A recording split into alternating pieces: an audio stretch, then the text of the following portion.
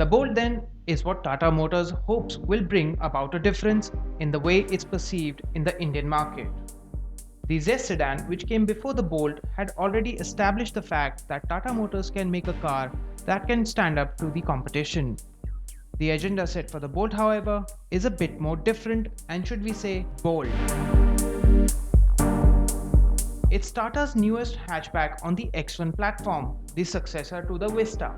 Tata's new big hatch comes with an all-new exterior, an all-new interior, and a new turbo petrol engine too.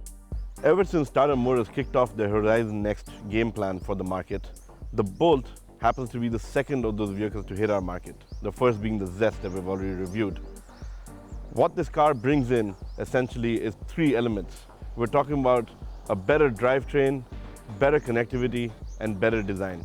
These three elements are so essential to the hatchback market overall, and that's what Tata is focused on in bringing out a car that's really built for the masses and the class.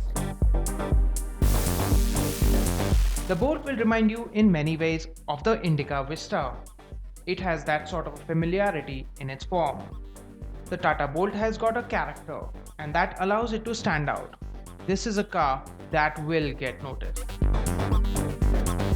There is no mistaking that positively glowing and well-edged front face, the slight power bulge on the hood, the wraparound headlamps, and most of all, the bumper with the inverted smile and the scooped out recesses to house the driving lamps that give it some serious aggression. Then, there are these neat 15-inch alloys shod with 175 by 65 R15 tires that complements the car's stance and fills these arches very well. This car means business and looks the part too. Bolt is the correct place if you're looking for interior space and yet remain compact on the outside. There's a huge amount of both shoulder and headroom on the inside of the Bolt. The new steering and center console feature tastefully executed metallic inserts. There's chrome piping around the gear lever and even in between the plastic buttons, and all the shiny metal is tastefully executed. When it comes to powering the Bolt, Tata will have both petrol and diesel engines on offer once the car is on sale. But at this drive, we had the chance of sampling the petrol version, the Revotron 1.2 turbo engine.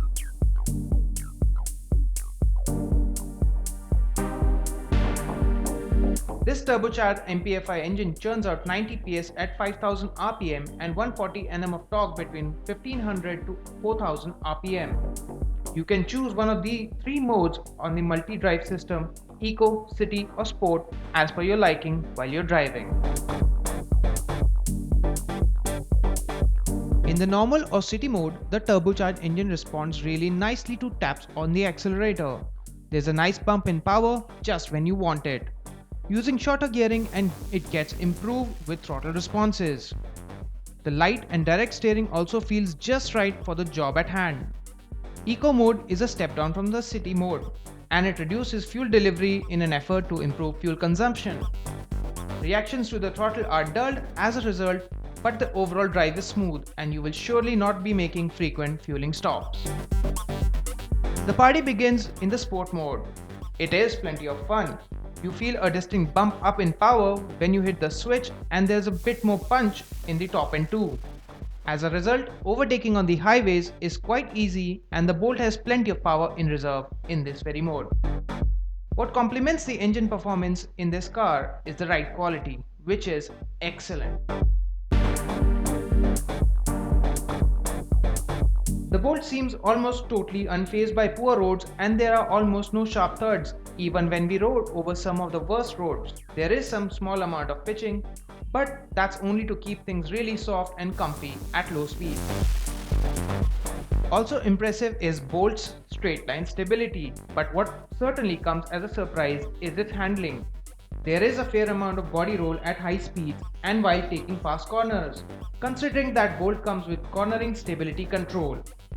Braking on this hatchback is taken care very well, and Bolt comes equipped with Bosch's 9th generation ABS system, so passenger safety should be there, be the need to brake hard arrives. But to know how well this hatch is placed by the yardstick, there is no one better to talk about that than our editor-in-chief Adil Jal Darukhanawala.